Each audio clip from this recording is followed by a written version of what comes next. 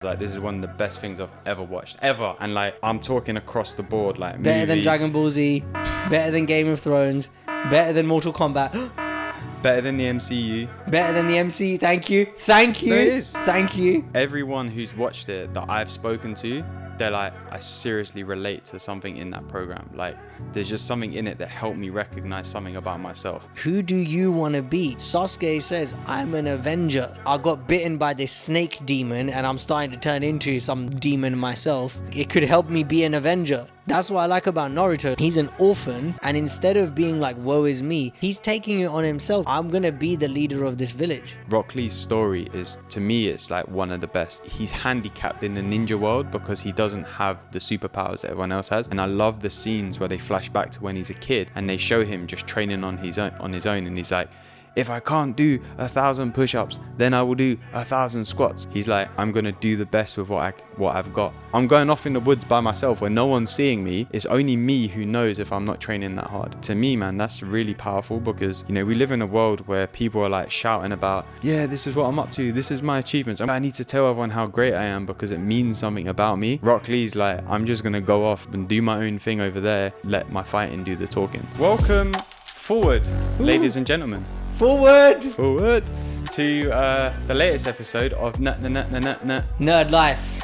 I'm Alex, that's Sachin. and we are two professional life coaches from London, and we decided to start this podcast because we would basically sit around all day talking about some of the stuff that we've learned from animes, comic books, video games, TV shows, movies, and something told us, call it wisdom, call it the divine, call it God if you want, to start a podcast because we thought this would be quite fun and entertaining for other people to listen to as well. And also we wanted to use it as an opportunity to open some conversations around the stuff that we're very passionate about, both from a personal development capacity but also from a entertainment capacity. So we're calling this, what did we say? Edutainment or something? Edutainment. And also, like, we're having these conversations anyway. Why not share them with you? But the sharing with you is to have conversations. It's dialogue, not monologue. So I just thought I'd make that clear. Yeah, and today we have a very special episode indeed. And I'll tell you exactly why. Because today, ladies and gentlemen, we are doing the ultimate Naruto breakdown.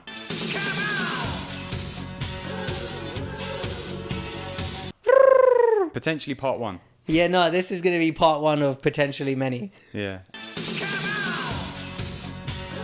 The reason that some of you will be listening to this, like, hey, didn't you guys do an episode on Naruto already? Yeah, we did. And I hadn't finished watching it yet, so we couldn't do the official ultimate Naruto breakdown. So this is it. It's official. And there's going to be heavy spoilers from now on. If you haven't watched Naruto, go and get yourself, I don't know what you've been doing with your life, first of all, but go and watch it. It's about 700-800 episodes without the filler. It's gonna take you a while to watch it, but it'll be worth it. And allow you to consider this. I'm getting serious and I'm putting on my Naruto themed Akatsuki headband. Yeah, we're going to get into character. Which I happen to leave at home today. Leave behind. But I'm wearing my pain socks, so it's all good. So you've made up for it. Yes. In a good way. And I got pain tattoo and Kakashi and a Mangekyo Sharingan. I think I'm more than making up for it. All right, so where do we want to start? All right, so I think let's start in the beginning with the first season of Naruto. Right, like they're kids. Sasuke find like his brothers killed all of his clan, etc. Kakashi's taken on Team 7. Chunin Exams, Orochimaru, the whole thing, the whole shebang. Oof, God, this might be a 4-parter. I'm seriously seeing that this is going to be a good couple of parts. Like it's going to take us a couple of hours to break down the whole thing. Good, deserves it. I'm here for it, man. This is what I love about this, right? You can't get into this conversation without having committed to the process already. Yeah, and the other thing is as well, I do have to say, like, you were telling me for a long time, watch Naruto. It's 1,000 episodes, watch it. And I was like, seems a bit long, like 1,000 episodes. What if it's not that good? But I have to say, even halfway through, I was like, this is one of the best things I've ever watched, ever. And like, I'm talking across the board, like Better than movies, Dragon Ball Z, better than Game of Thrones, better than Mortal Kombat, better than the MCU. better than the MC. Thank you. No, it is. Thank you. It is not as entertaining, but it's better. Storyline, depth, characters, like they go to places that, and it like everyone who's watched it that I've spoken to, they're like, I seriously relate to something in that program. Like there's just something in it that helped me recognize something about myself. I don't know anything else that anyone's ever watched that does that. It's because the storytelling is so good. Well, also like one thing that I've noticed is that the dialogue isn't great. Like storytelling could be a bit better. There's some plot holes and stuff. Yeah. But despite all of that, there's something so captivating about it, and it's kind of like, yeah, I want to know what happens next. But it's the characters. I feel like if we just start off with Naruto, look at it, when he's a kid, he's a belligerent little shit. No one likes him. He's annoying. He's like keeps shouting about, I'm gonna be Hokage one day. If you don't know what Hokage is by the way, we're gonna be using some terms that we will have to define as well. Hokage is like the leader of the ninja village. He's banging on about it all the time. I just see so much of my old self in that. Like I would want, you know, that whole thing, like normal is living a quiet life of desperation, hoping and wishing something is going to change, but it never does. That was like how I used to see myself as Naruto. Like, oh yeah, I really want stuff, and I'll talk about it all the time, but I won't do anything about it. And it was like him, when he would go to ninja class, he was not studying. So his shadow clone looked like shit.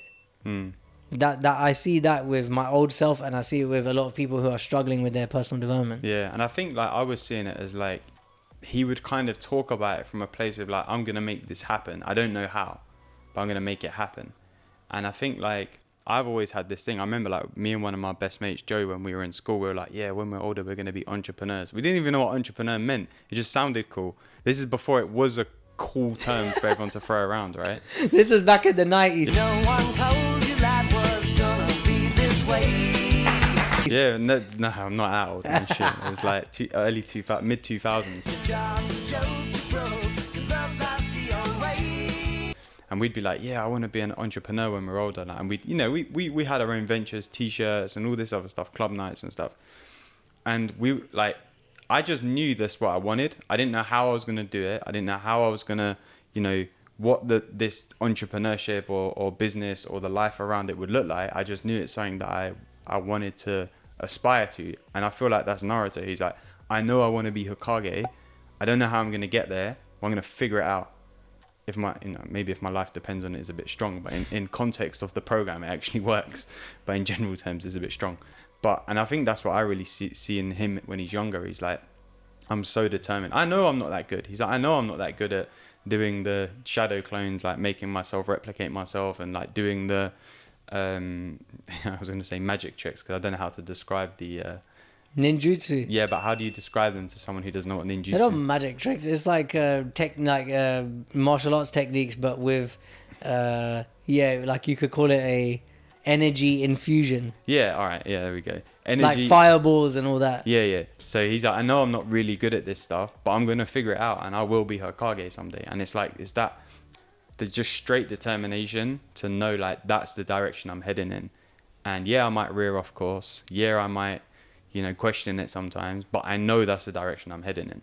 And I think it's such a helpful thing to have in life, especially at times where you feel like, maybe I'm a bit lost right now. If you still got that direction in your mind, you've got a North Star to follow, kind of thing. I loved, so okay, he's a kid, he meets Sasuke, yeah, bam, rivalry, because Sakura likes him, yeah, and he's like, oh, I want her to like me. Why does everyone like him? And he's sitting there brooding, just like Sasuke, just pissed. And I love this, like, Sasuke doesn't like Naruto because he's happy and like, maybe happy is the wrong word. He's loud and he's ignorant. He's carefree. Bingo. Carefree. And Sasuke is anything but fucking carefree. He's taking everything really seriously. This is something I see in business all the time. People think you have to be like Sasuke to win, but they don't realize that you actually win more when you're like Naruto. And I see this with so many people who have misunderstandings about making more money. They think that you're going to turn into Sasuke or you have to be like that to create more money. In fact, it's the opposite. It doesn't mean that, people who make more money are like Naruto, but you get to choose which one do you want to be like. Like, I got this Kakashi tattoo as a testament to the kind of coach that I want to be. He's a great coach. He's not the same kind of coach as Guy Sensei. He's not like, hey, let's do 20,000 push-ups. And then but he's calm, he's nurturing, he's caring. And this is the thing, like, you'll see different aspects like Sasuke and Naruto, Guy and Kakashi, Orochimaru, Jiraiya. These people are opposites to each other, but they're very successful, or they're very powerful. And it's pointing me in the direction of, who do you want to be? I want to be more like this when I'm coaching. Patient, calm, excellent at what I do, and infinitely patient with everyone else. Look at Kakashi's coaching Naruto, Sasuke, Sakura. They're all different ability levels, and he's giving them the same like patience all the time. Yeah. I think that's that. And I got the little Kakashi figurine here behind me. Let's get him out. Take a seat here, young man. Don't know if you can see that on the camera. He's perched on my knee. He's a great representation of, like, first of all, what it is to be a role model to other people.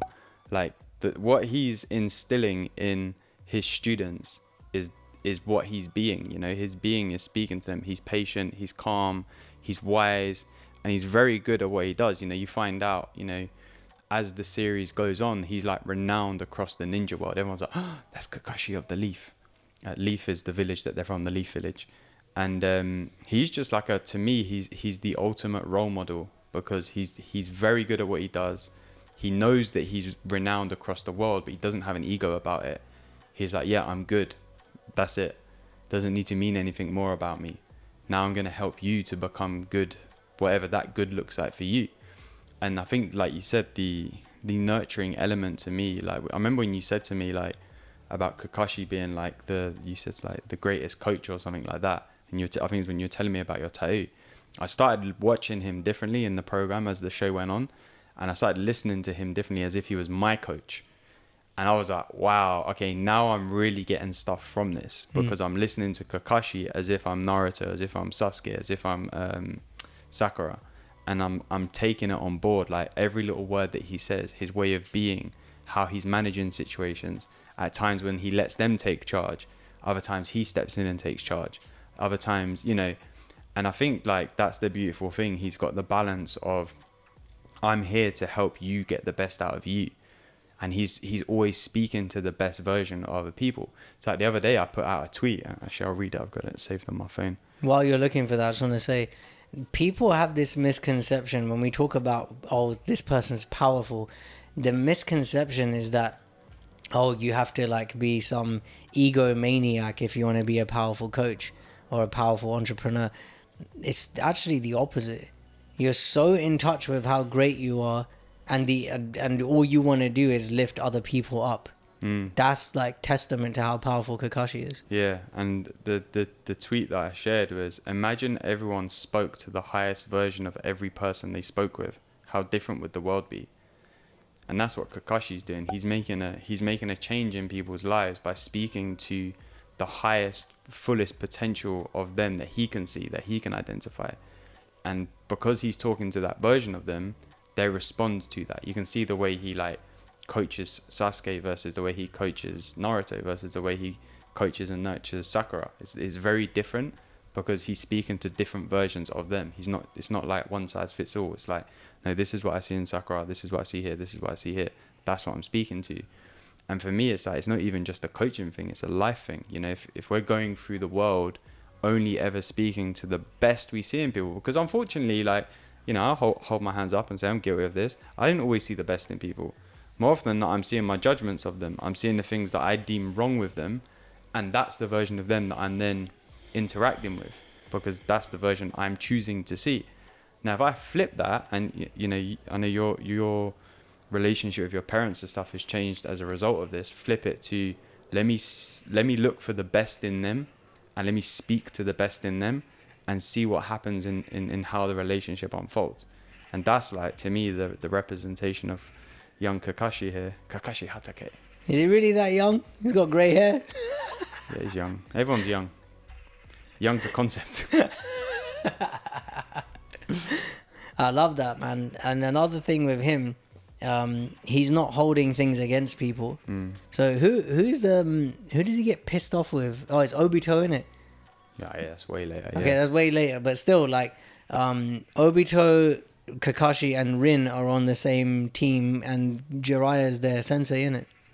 And Kakashi back then was very like, you know, oh, I just want to be the best. I just want to be the best, because he was trying to redeem himself because his dad killed himself or something, innit? In Japanese culture, if you kill yourself, or like, there's just whole lot of honor and stuff tied up in it. So he's got an ego and he's got something to prove. Then when Obito dies and he gives him his Sharingan, Kakashi's like really humbled by it. He's like, fuck, like, that changes him. Yeah. And Joe Rogan said this on one of his podcasts. Shout out, Joe. Wow. I'll say something funny in a minute. He said this on one of his podcasts. He goes, I don't know anyone who's great at what they do and wildly successful that hasn't been through hell. Yeah. Same with him. Yeah, it's true. And I think like that's what, you know, you see in Kakashi is like the goodness in him comes out because of what he's gone through with his dad, with Obito, his best friend, dying, with Rin, who he cared for a lot. You know, she dies when they're younger and stuff. Like he despite all of that, the goodness in him is still coming out. You know, he could be an evil monster like Orochimaru, right? He's like one of the main villain in like the first season, right? Which we'll come to.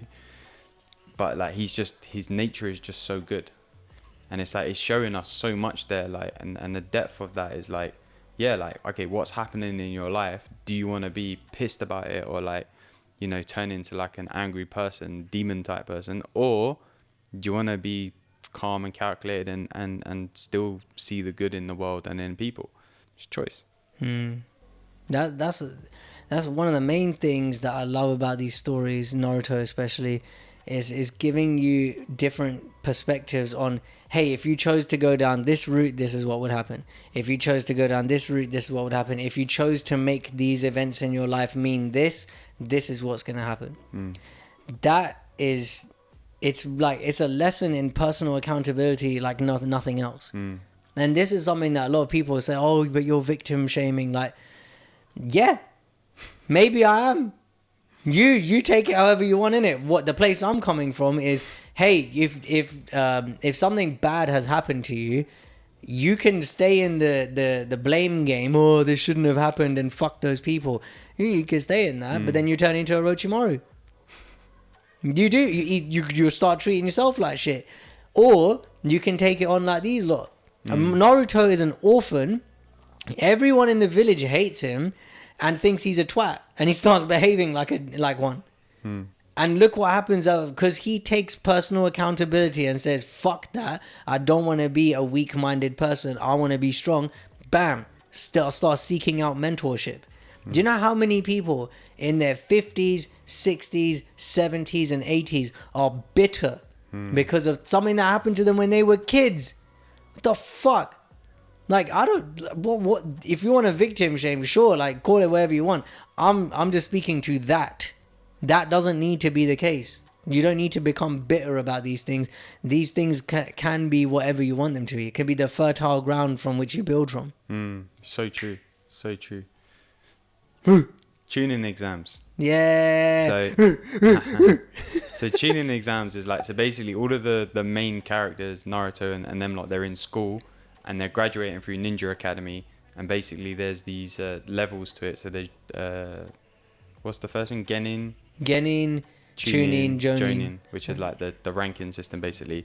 So they're going to do their Chunin exams to become Chunins, and it's like this big thing, inter-village thing. No, not inter-village thing. No, it's it is. It's all the different villages, isn't it? Yeah, Like come yeah, together and they choose their best team of 3 ninjas, or they put their best pupils forward or whatever.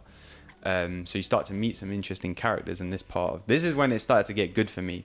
It took about 35 episodes But this is when it started to Do you, get good. do you remember you said to me like, Sachin, I'm 10 episodes in. When does it get good? I was like, just be patient.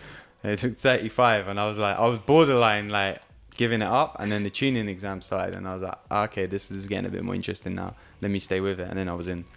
I think this is a really, there's some amazing stuff that happens in this part of the thing, and like some of the characters that come into play.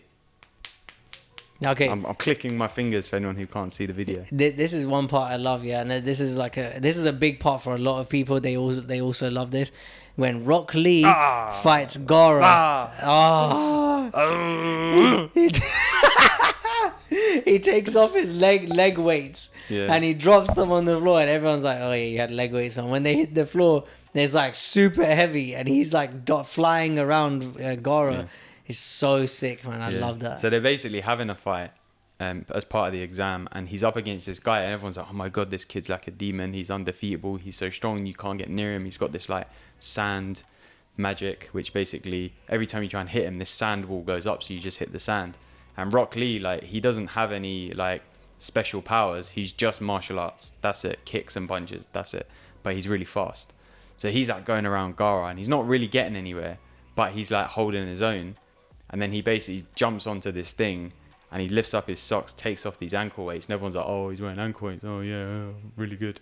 And then he like drops them on the floor, and it's like the whole room starts shaking. The impact's massive, and everyone's like, and then he gets back in the fight, and he's like doing everything 10 times faster. And do you know, it's really funny because I was thinking about this morning on the way home from the gym, because I've just started wearing a weighted vest. Nice. When I'm in the gym. And I was thinking, like, it's so much, like, I think it's only like 5 or 6 kilos. It's not that heavy, but everything is so much harder with that extra 5 kilos on my body. Like, it's insane. Like, I'm more out of breath in between reps. Like, obviously, I'm using more, because I only do body weights. I'm using more weight to work the muscles and stuff. And I was thinking about the relationship with like the Rock Lee thing, and I was like, oh, it's mad, because like if I do I did like 6 pull-ups, like 3 sets of 6 pull-ups with the vest on. If I do that for a few months with the vest on, when I take the vest off, I'll be able to do like sets of 9 or 10 without, right, or whatever.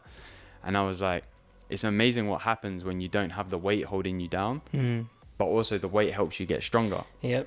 So I was like, this is what that scene represents for me, is like, it's what happens when we let go of our stories. Like, those stories have served the purpose up to a point. They've helped us to get where we are. They've helped us to be strong, resilient, whatever it may be. And when we let go of the stories, what more can we be capable of? It's like, so we love the phrase from Keith, our mentor, Keith Blevins. He's been a psychologist for about 40 years. He loves to say, never mind why, right? Then I heard John Patrick Morgan, shout out to you, young man.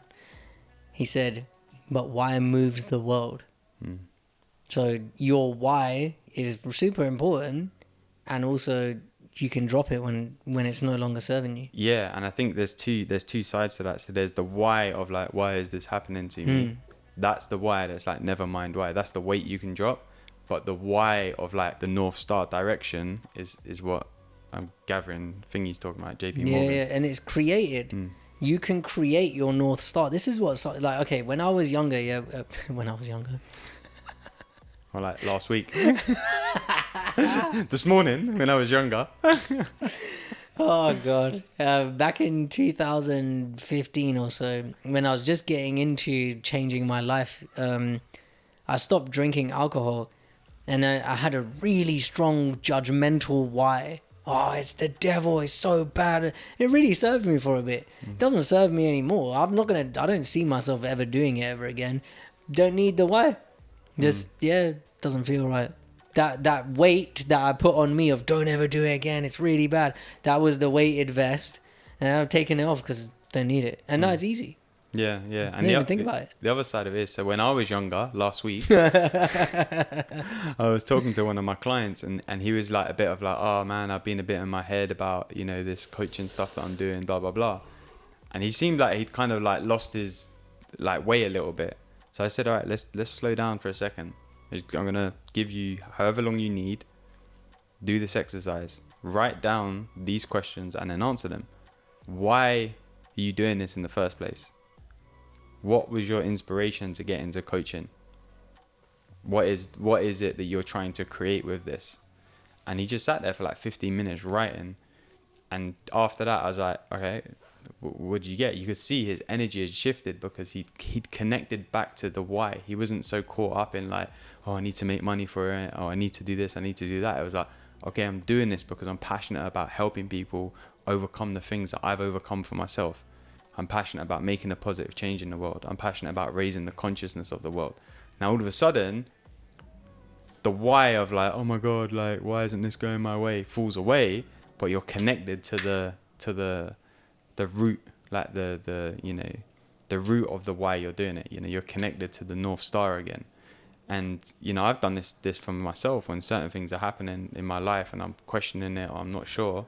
Just connect to the why. Like, why do I want this business? Why do I want this relationship? Why do I want to live in London? Why do you just ask yourself the question and connect to it. Do you remember that meme? Why? That's really funny. Yeah, this is why, like, when why can actually help us. But then when we're digging into the past of like, why did this happen to me? That's not very helpful. And it could be, you could connect that to this. Like, oh yeah, I went through this really hard time so that it could teach me how to love. And same with Naruto. Well, okay, let's take Chunin exams. Orochimaru. He bites Sasuke and gives him the curse mark, right? Now, that curse mark is both a hindrance and a massive help to Sasuke. Helps him unlock new powers, etc. But one thing that he doesn't find himself asking himself, why did it happen to me? It's kind of like he's living in his own movie where he's like, well, yeah, that seems about right. Like, my brother murdered my entire family and now I got bitten by this snake demon. It's like, oh well. He's like, yeah, sounds about right.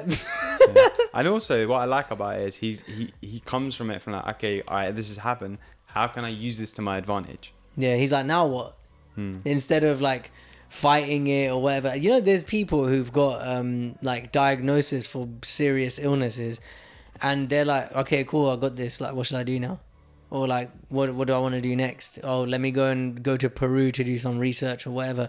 Like, a lot of people do that. And then there's some people like, I'm going to die. Fuck. And it's really, again, it's like a big lesson in who do you want to be? Sasuke says, I'm an avenger, right? So I got bitten by this snake demon and I'm starting to turn into some weird demon myself. All right, well, it could help me be an avenger. That's what I like about Naruto. Like, he's an orphan, but he doesn't have parents. No one really cares about him and all that. And instead of being like, woe is me, he's taking it on himself to be like, I'm going to be the leader of this village. I want to be a stand for it takes a village to raise a child. But that child has to choose that. And it's like, yeah, connecting your pain with your why. With your pain, your past, with your why, your future. And the middle point, the now, is who the fuck do you choose to be? Do you choose to be the one who complains, oh, I don't have parents? I don't know what that's like. I don't want to know what that's like anytime soon. And at the same time, I have my version of that. We've all got our version of like, we went through hard times, now we're here, where do we want to go? And this is, again, just more and more directions that Naruto is pointing us in. The whole story keeps pointing us in that direction. Who do you choose to be? What do you choose to stand for? And Naruto keeps saying in the beginning, this is my ninja way. I won't go back on my word. That's so powerful, man. Yeah. Who else is there? Chunin Exams. Kankuro, the puppet master. The puppet master, yeah. I love them, like, them three. And Kankuro and Tamari, that's her name, innit? Yeah, Tamari. Yeah, they're like Gaara's older siblings, the sand demon. And they're like, they're kind of scared of Gaara, but they're also like, we kind of need to tell him what to do sometimes. You see this with parents and their kids. Sometimes the parents are scared of telling the kids what to do. And one of my friends goes, yeah, that's never going to be me. I'll just slap my kid if he says something stupid or if he's not listening. Psh, not hard, but just like, so they know what fucking time it is. 5 minutes later. Shikamaru is a great character. He is a very underrated character in all of this because he's the brains. Yeah. He's like the master tactician. He's like the person that you would go to if you needed to figure something out. Like he's just like super smart. He's got the brains. You know, his ability is not great. Like he can fucking cast his shadow to yours and like lock you in paralysis. Cool, right? It works. It's effective, but it's not really that effective because if you move fast, you escape it, right? Yeah, and he has to trap you with his brain. Yeah. It's not an obviously like powerful. He's not throwing fireballs at you. Yeah, exactly. And yeah, he's a very underrated character. Obviously, you don't really find out until later, but like he's just super smart. And it's like I feel like with him, what his story, well, at that point, is not really telling me much, but like overall, what his story is telling me is like sometimes you need to use your brain and be a bit smart about things. Like, yeah, like you can be carefree like Naruto, and yeah, you can, you know, have fun, but like actually, sometimes you need to use your old noggin. Yeah, and Naruto's like following his heart, right? Yeah. It's all about the heart, and they call him like the knucklehead ninja. Yeah. He's just an idiot a lot of the times. But Shikamaru is very much in a line. It's like really using his tactician brain, and he also sees when it's not useful. He's like, oh yeah, I can put it down because it's not going to help me. Like when Asuma dies, spoiler. Big spoiler. When Asuma dies, he's like, yeah, I want to go and kill Kakazu for killing him, and we shouldn't go after him straight away. Yeah. Like, let's regroup. Let's capture him properly. Let's do a good tactic on this. And I think like a lot of what I see when it comes to the spiritual community. It's big inverted commas, that. Yeah, big inflatable comments. A lot of the times in the spiritual community, using your head is demonized. Yeah. Maybe demonized is a strong word, but it's like it's discouraged. Oh, just follow your intuition, follow your heart, follow your gut, blah, blah. Cool. And it might not be helpful for growing a business. I was telling someone at one point, hey, like, long posts might not actually be that helpful because in a world where everyone is scrolling quickly, what might be really effective is mixing it up. Sometimes short post, sometimes longer, sometimes long post, whatever. And this person was like, no, I like the way I'm doing it. Cool. Like, you carry on. I'm just offering something that's different. And it's not about being fake. It's not about being inauthentic or changing who you are to be successful. It's literally, can I put my authentic self-expression into something different? Yeah. And like Shikamaru, he's using his expression of shadow possession jutsu in different scenarios, but they're all the same expression of him. Yeah. This is what people, I think, and a lot of why spiritual people are really struggling with business. And I think, like, you know, what you said there reminded me of a Sadhguru audio that I was listening to recently. Where I can't remember exactly what he said. You know, I'm like, I'll probably butcher it anyway, but it was something along the lines of like, when your head and your heart and your soul in alignment, that's when you're at your most powerful. And that's like what Shikamaru is showing us is like, yeah, like living from your heart is great, but sometimes you need to use your head as well. And what Sadhguru is teaching us in that audio is like, actually, when you're in total alignment, mind, body, and soul, spirit, whatever you want to call it, that's when you're at your most powerful because all things are working in alignment with each other. And Shikamaru, like, yeah, he's like, he to me, he's leading with his heart, but he's also using his head. Like you said, when their sensei dies, Asuma, he's like, I want to get my revenge on him. He's like, but can't do it right now. Let's regroup. They're powerful dudes. Let's get back together. Let's figure out a plan. Smart. You know, it's like if shit hits the fan in your business, you don't want to be reactive. You're gonna be like, okay, let's regroup. Let's see what's going on. Let's analyze the situation, and then let's take action. If you just go, oh no, it's going this. Let me do this. Let me do that. You're gonna fuck it up even more. I think reactivity is like panic, but stepping back to analyze like a tactician is creative.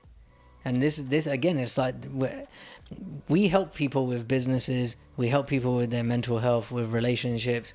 Nadia said this, shout out to Nadia, the ultimate, was it? No, the go-to coach for professional moms and a lot of other people. She said this, she goes, the quality of your life is reflected in the quality of the relationships you have. And if my relationships are reactive, if I'm very like, oh, what am I going to do? What am I going to do? What am I going to do? That's not living from my heart or my soul or my head. that's just getting swept up in reactivity. And I love this about Shikamaru. Like, even remember when he fights Hidan, Yeah. and yeah. Hidan licks his own blood off the little Yeah. blade or whatever, and it's there's so much in that. Like, he's such a great tactician that he can even pretend to be hurt to catch you. Yeah. And we don't, I don't know, like, with a lot of people who I'm helping with their business, it's seeing me too, like, we get caught up in the event of what's happening Yeah. without seeing beyond that. What can we create? Yeah, and I think, like, I know you like playing chess. I'm not so much of a chess player, but it's like Shikamaru, they play shogi, that's it. I was gonna call it go, because I think that's the actual name of it, isn't it, in Japan? Shogi, which is basically like chess, and it's like you have to analyze the whole picture before you decide what your move is.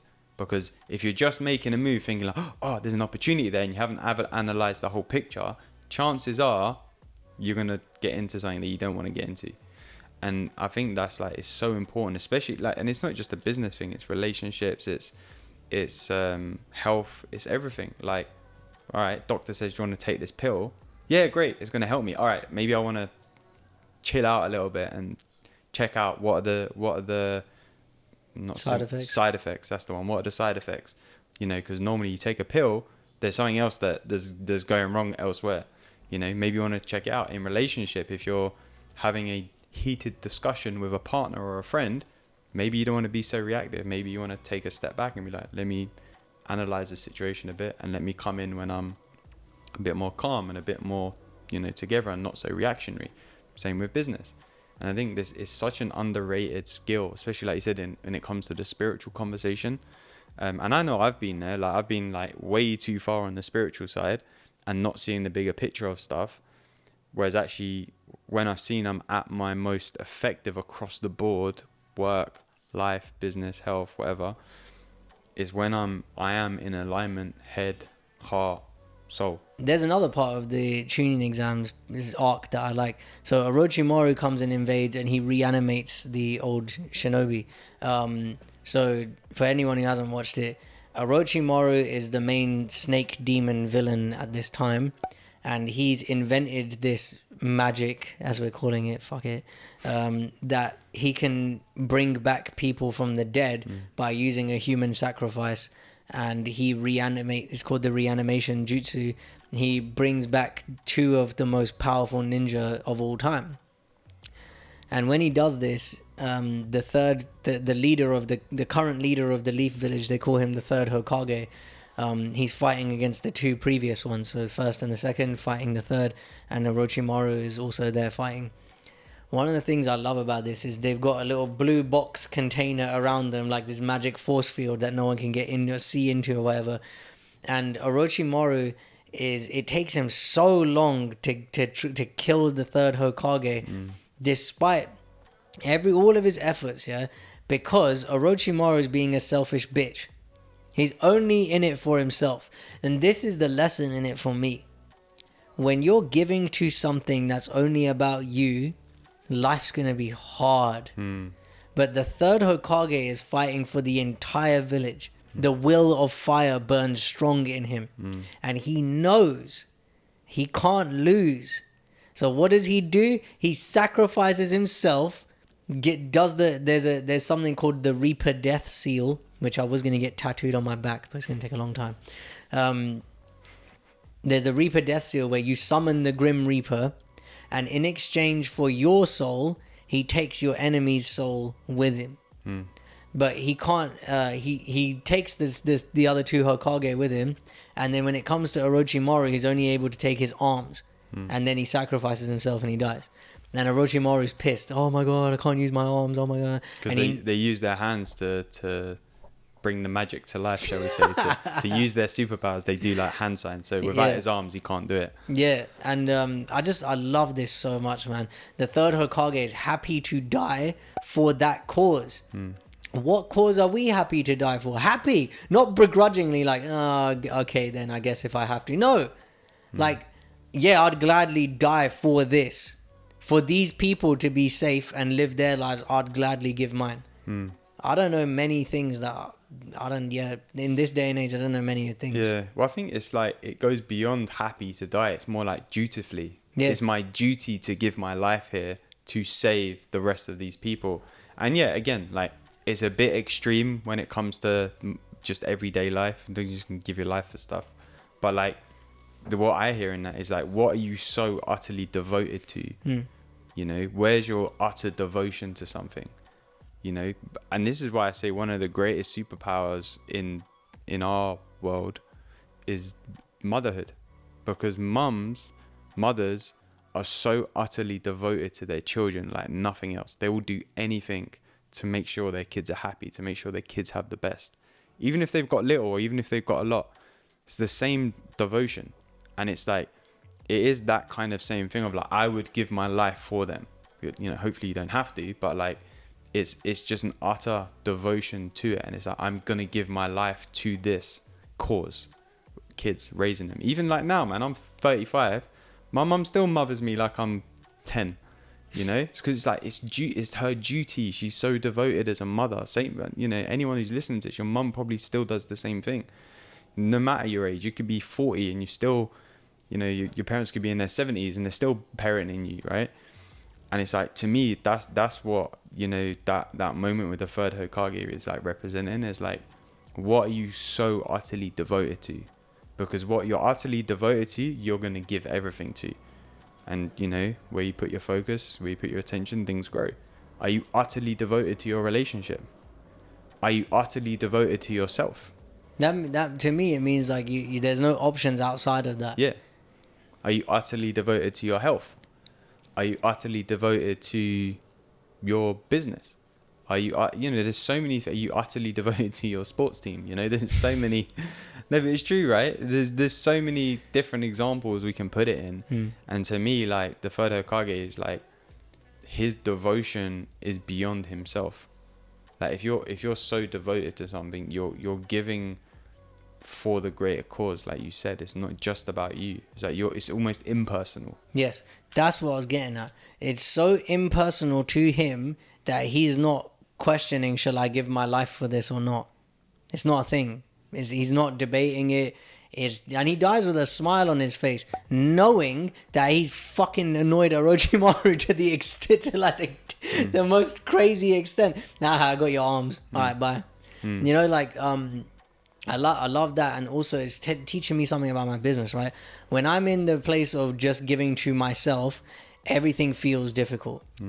When I'm in the place of giving to something bigger than me, the uplifting of the consciousness of humanity, for changing the way we treat mental health and mental illness forever, skyrocketing people's performance to change the face of the planet, rehabilitating the corporate culture of the world, these things excite me. And I can give to them way easier than I can give to myself.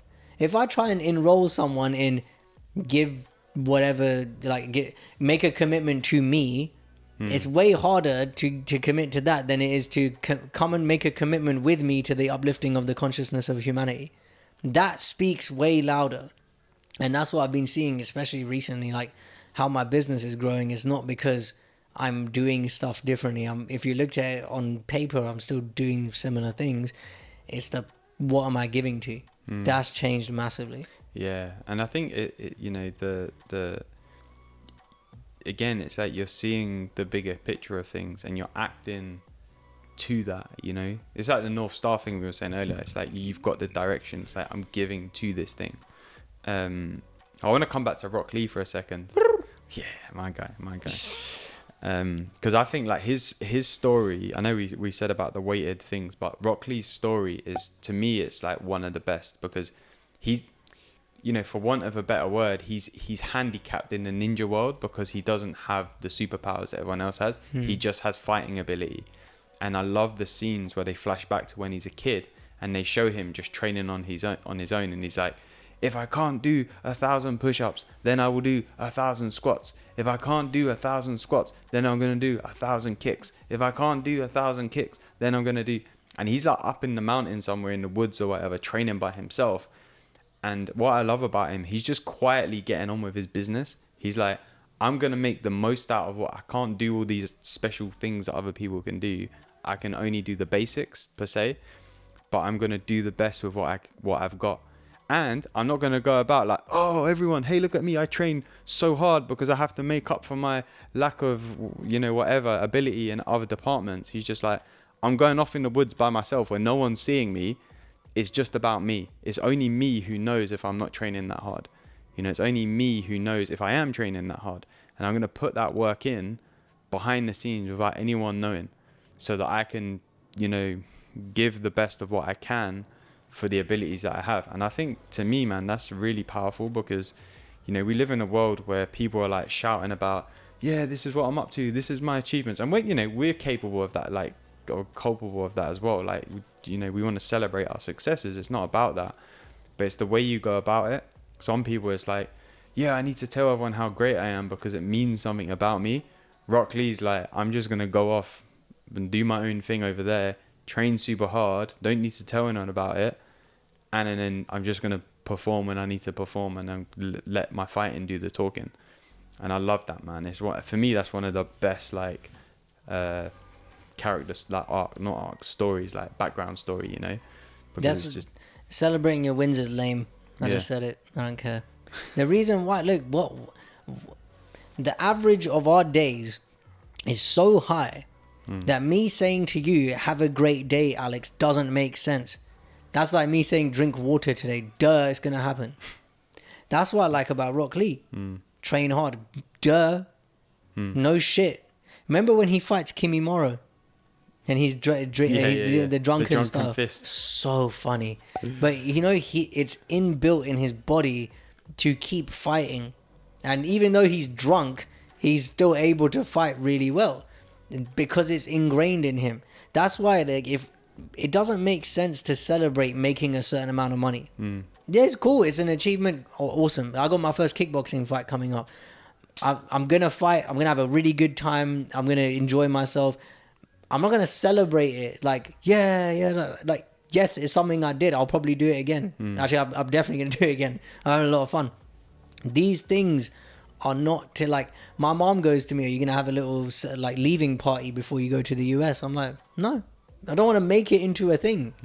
This is what I like about, like, training behind the scenes, or like doing things without telling anyone or making it into a thing. Just how I live. And if it was that, I could just get on with stuff. They don't have to be things like, oh, fuck, I'm going to do this. It's just, it's normal. Yeah, it's just a part of life. It's like, I used to, not celebrate, but I used to feel really proud of myself when I go to the gym in the morning. Like, oh, yeah, like, I've achieved something today. Now it's just like, yeah, of course I did. Yeah. It's just a part of my day. Like, every day I get up, I walk 20 minutes to the gym, do a workout or some form of exercise routine, walk back. Yeah, that's it. Don't need to shout about it. Don't need to over celebrate it. Don't need to under celebrate it. It's just a part of my daily routine. The same way having a shower in the morning is part of my daily routine. The same way going to bed at night when I'm tired instead of sleeping on the sofa is part of my daily routine.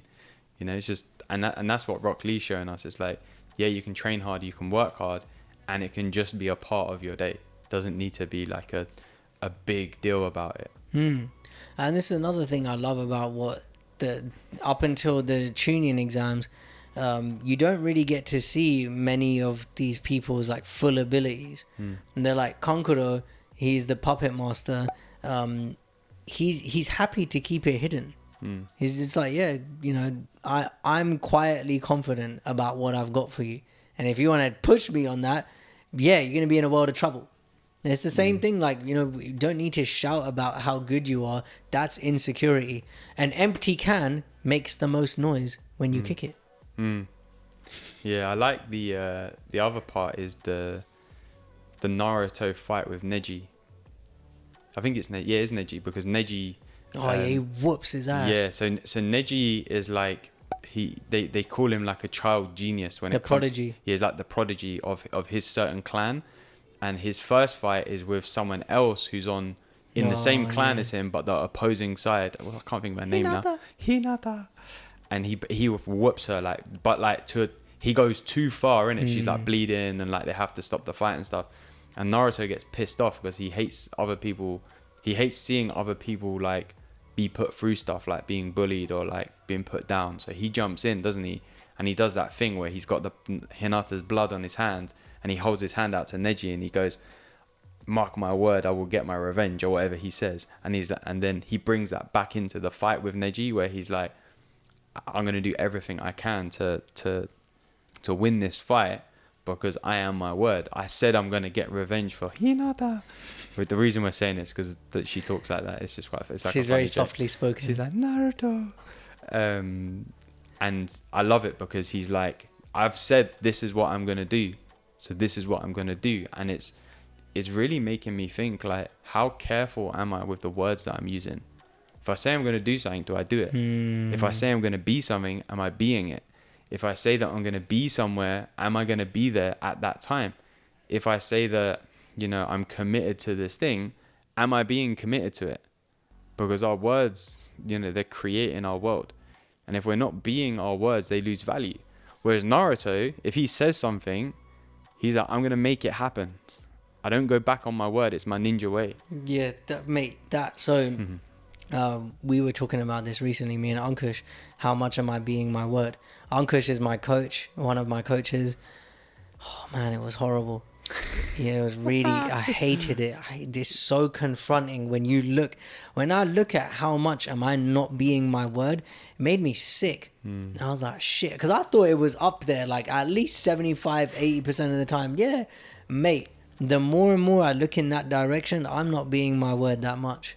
Way less, probably like 15-20% at a push. That's scary. That's a scary thought, man. It really scared me and not like I judged myself for a bit, but then I was like, okay, this is a great opportunity. Because I want to get to the point where I can say orange and an orange falls out of the sky. I want my word to be that powerful. Yeah. Look at what Naruto says to Sasuke at multiple points throughout the whole anime. You're coming back to the village with me. Even if I have to break every bone in your fucking body, bro. I'll drag you back. Yeah, you're coming back because I said you are. I told Sakura I was going to bring you back. I'm being my word, yeah. Just like I said to my mom, my love is going to heal you. And she thought I was high or I was dying or like something was wrong with me.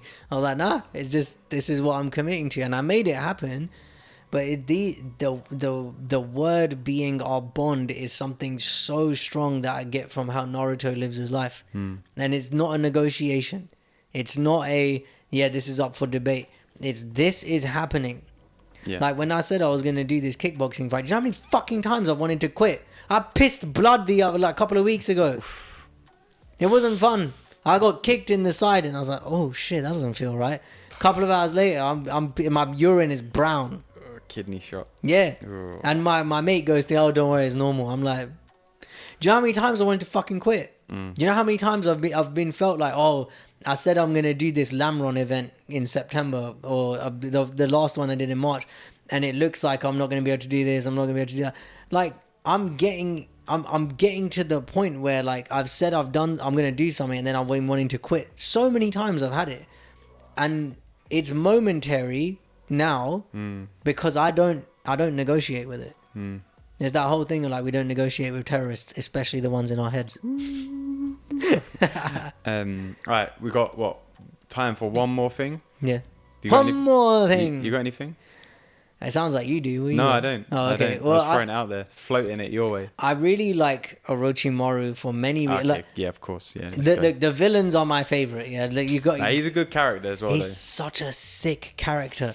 But okay, look at this like this. Yeah, Orochimaru is the snake demon, and he refuses to die.